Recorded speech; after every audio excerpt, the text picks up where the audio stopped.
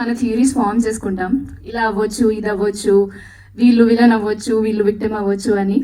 కానీ నేను అలా చాలా సిరీస్ ఫామ్ చేసుకున్నా, చాలా థియరీస్ ఫామ్ చేసుకున్నా ఈ స్క్రిప్ట్ చదివినప్పుడు. కానీ ఇందులో వచ్చే ట్విస్ట్ అండ్ టర్న్స్ వాటిని అన్నిటినీ మించి ఉంటాయి. I did not see it coming and you will also not see it coming. నేను చాలా ఎంజాయ్ చేశాను ఈ సెట్లో వర్క్ చేయడం. నేను ముఖేష్ సార్ అండ్ శ్రీకాంత్ సార్తో వర్క్ చేస్తున్నా అన్నప్పుడు ఒక యాక్టింగ్ మాస్టర్ క్లాస్కి రెడీగా ఉండే, చాలా నేర్చుకుంటా అని. బట్ బోనస్గా నాకు మంచి కంపెనీ, చాలా ఫన్ అండ్ గుడ్ టైమ్స్ వచ్చాయి.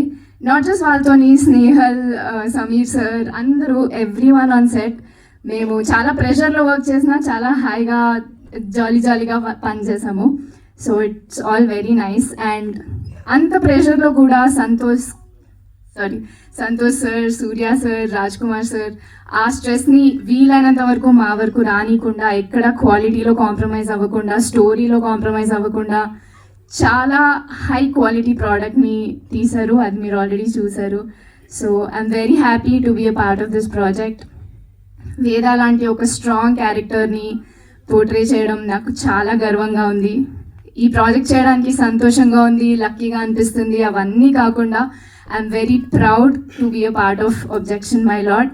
అండ్ ఇంత మీనింగ్ఫుల్, ఇంత ఒక మంచి మెసేజ్ ఇచ్చే, ఒక మంచి పాయింట్ ఉన్న సిరీస్ నేను చూసి చాలా రోజులైంది, నేను చేసి చాలా రోజులైంది.